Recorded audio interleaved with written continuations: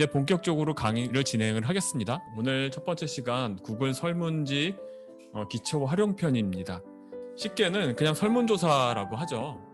이름도 구글 설문지이고 영문으로는 이제 구글 폼이라고 하지만 설문조사 플랫폼입니다. 근데 설문조사 플랫폼이라는 건 뭐냐면 사용자에게 내가 원하는 형식의 어떤 질문을 던지고 그 질문에 대해서 응답받은 결과를 취합하는 역할을 하는 게 설문조사 플랫폼이죠. 설문지 같은 걸 쓰지 않는다 그러면 내가 웹페이지를 직접 만들어야 돼요. 내가 HTML도 쓸 줄 알고 CSS 파일도 쓸 줄 알고 내가 어딘가에 홈페이지에 호스팅도 해서 그런 거를 내가 활용할 줄 안다라고 하면 홈페이지를 만들어서 운영하는 게 더 쉬울 수도 있겠죠. 하지만 대부분의 사람들은 홈페이지를 만든다든지 뭐 코딩을 한다든지 이런 것들이 익숙치 않죠. 그렇기 때문에 우리가 이런 툴들을 위즈위그 형식으로 마우스와 키보드 몇 번만 클릭하면 쉽게 만들 수 있는 그런 플랫폼이 필요한 거죠. 구글 설문지를 쓰기 전에 우리가 먼저 체크해야 될 게 몇 가지가 있습니다. 첫 번째는 여러분들 구글 계정 다 가지고 계셔야 돼요. 구글 설문지를 쓰시려면 반드시 구글 계정을 가지고 계셔야 됩니다. 여러분들이 구글 계정을 하나 가지고 계시면 구글 드라이브가 기본적으로 제공이 돼요. 구글 드라이브라는 거는 클라우드로 데이터를 백업하고 저장할 수 있는 그런 플랫폼을 말하죠. 기본적으로 구글 드라이브가 구글 계정 하나당 무료로 제공이 됩니다. 그래서 그 어떠한 형태의 파일이라도 구글 드라이브에 15기가 정도의 업로드를 할 수 있다. 이렇게 아시면 돼요. 그리고 구글 설문지로 뭘 할 수 있느냐? 뭘 할 수 있는지 한번 잠깐 살펴보고 넘어갈게요. 첫 번째는 사용자 의견 청취예요. 내가 모임을 하다 보면 다양한 사람들한테 질문을 던지고 그거에 대해서 응답을 받을 필요가 있어요. 구글 드라이브로 접속하는 방법은요. 일단은 제가 구글 사이트로 들어가는 방법을 보여드릴게요. 구글 설문지를 이동하는 방법은 두 가지가 있습니다. 첫 번째는 구글.com, 뭐 네이버도 괜찮습니다. 여기서 구글 드라이브를 치세요. 구글 드라이브를 치시고요. 구글 드라이브 접속을 하셔서 드라이브 이동을 누르시면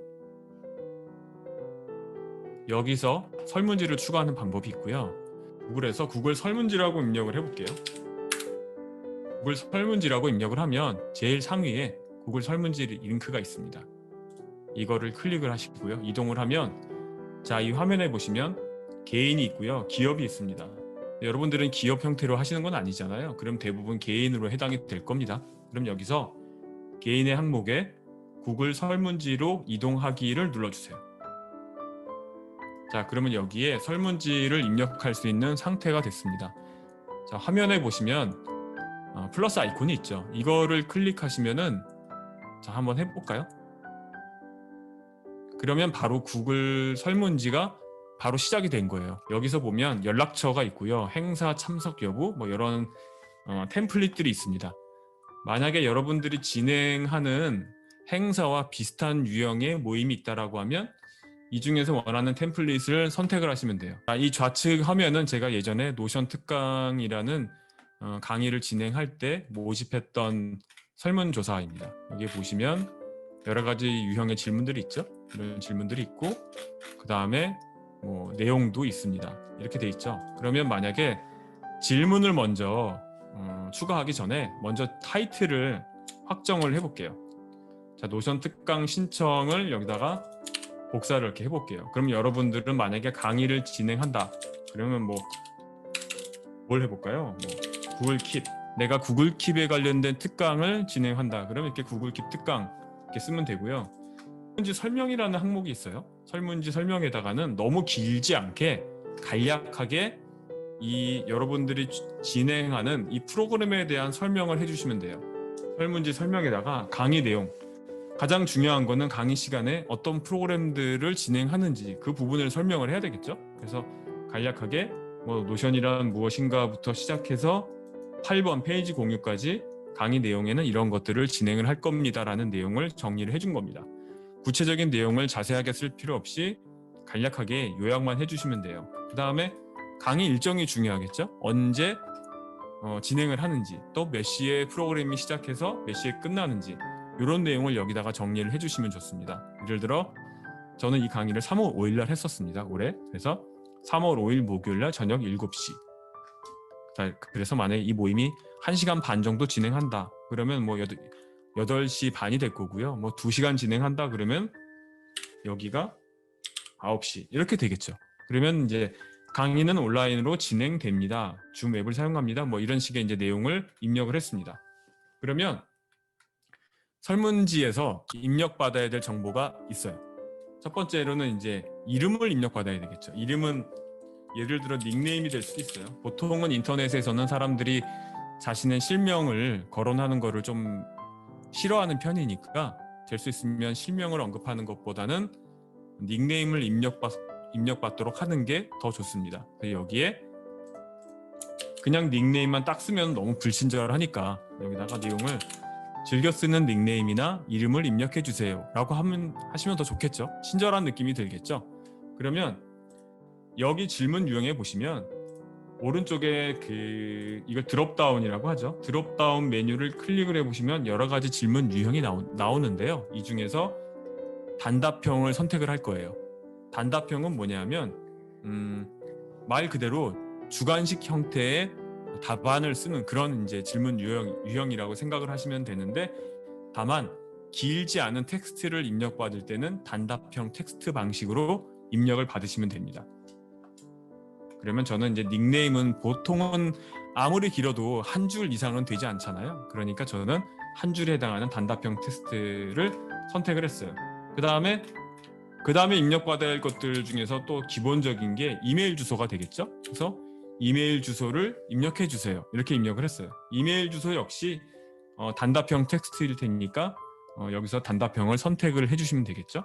반드시 입력받아야 된다. 이런 것들이 있을 거예요. 이런 것들은 이렇게 별표를 입력을 꼭 해주셔야 됩니다. 그건 어떻게 한다? 이 필수라는 항목을 활성화해 주시면 된다. 만에 하나 저는 실수로 제가 날렸어요. 어떡하죠? 그럼 다시 입력해야 되나요? 이런 질문을 하신 분들이 충분히 있을 수 있어요. 자, 우리한테는 그럴 때 유용하라고 한 언두 기능이 있습니다. 언두 기능은 단축키가 뭐죠? 컨트롤 Z죠. 컨트롤 Z를 눌러보세요. 그러면은 방금 내가 삭제했던 내용이 살아납니다. 노션을 써보셨나요? 라는 질문을 던질 거예요. 이 질문의 유형은 드롭다운을 선택을 하고 객관식 질문을 선택하시면 돼요. 객관식 질문을 선택을 하시고 기본적으로 지금 옵션 1이라는 답안이 하나가 만들어져 있어요. 그럼 이거를 제가 하나씩 추가를 해볼게요. 아니요, 안 써봤습니다. 하나가 추가됐어요.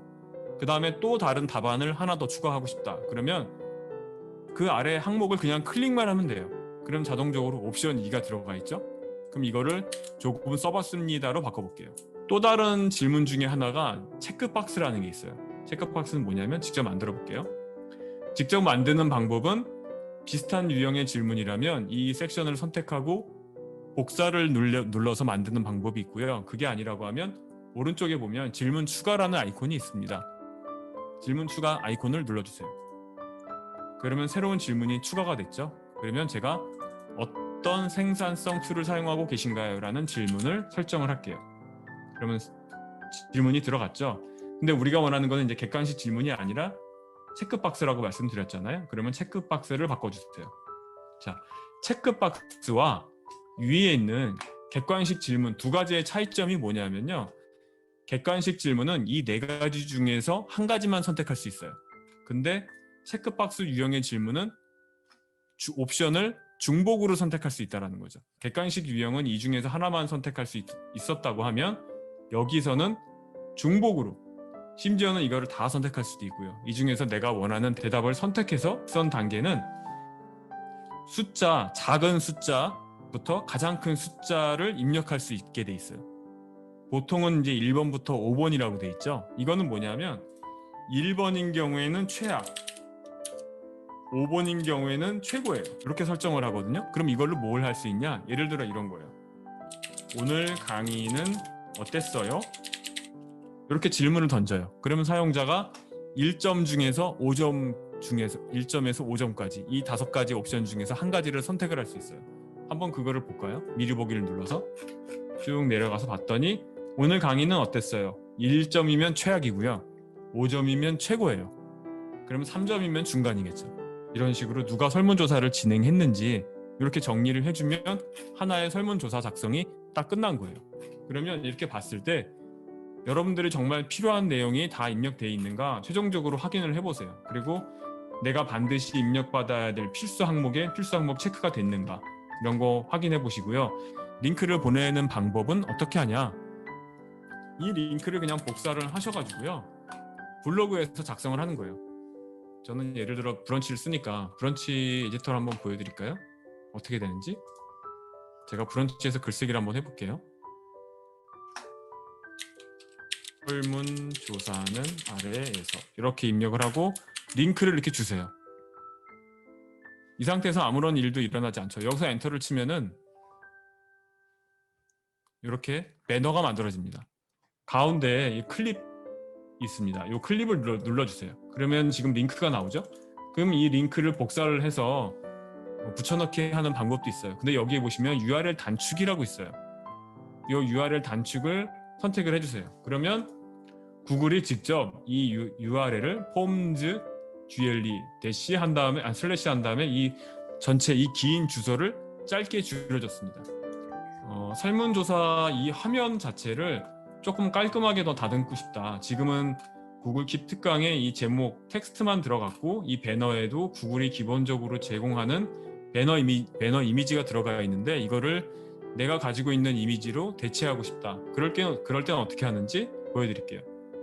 화면 위쪽에 보시면은 테마 맞춤 설정이라는 아이콘이 있습니다. 요거를 클릭을 해주세요. 그러면 테마 옵션에 보시면 이미지가 업로드 됨이라고 돼 있어요. 이거를 기본적으로 지금 구글 설문지가 디폴트 이미지를 추가를 한 거거든요. 이거를 X를 과감하게 눌러주시고요. 이미지 선택을 다시 눌러주세요. 이미지 선택을 눌러주시면 물론 구글이 이미 만들어 놓은 다양한 이미지가 있습니다. 이 중에서 원하는 이미지를 선택을 해서 추가하는 방법도 있지만 만들어져 있는 게 밋밋하고 제가 원하는 이미지들은 거의 없는 것 같아요. 그럴 때는 업로드를 직접 해주시면 돼요. 업로드로 이동을 해주시고요. 탐색 버튼을 클릭을 해주세요. 탐색 버튼을 클릭을 해주시고요. 제가 이미지 하나를 선택을 해볼게요. 예를 들어 저는 이 이미지를 선택을 했습니다. 자, 이미지를 선택을 하면 배너를 어디서 어디까지 보여줄 건지 이렇게 프레임을 선택할 수 있는 창이 나와요. 그러면 이 프레임 사이즈를 줄일 수도 있고요. 이렇게 이동을 할 수도 있어요. 그럼 저는 100명 직원 안 부러운 1인 기업가 되기 여기까지만 딱 보이게 하고 싶어요. 그러면 틀을 이렇게 선택을 해주시고 완료를 눌러주세요. 지금까지 구글 설문지 기초편 강의를 진행했습니다. 1시간 30분 분량의 자세한 강의를 듣고 싶은 분들은 더보기란의 스마트 스토어에서 결제하시면 영상을 보내드리도록 하겠습니다. 지금까지 영상을 시청해 주셔서 감사드립니다. 이 영상이 유익했다면 좋아요와 구독 부탁드리겠습니다. 지금까지 공대생의 심야서재였습니다.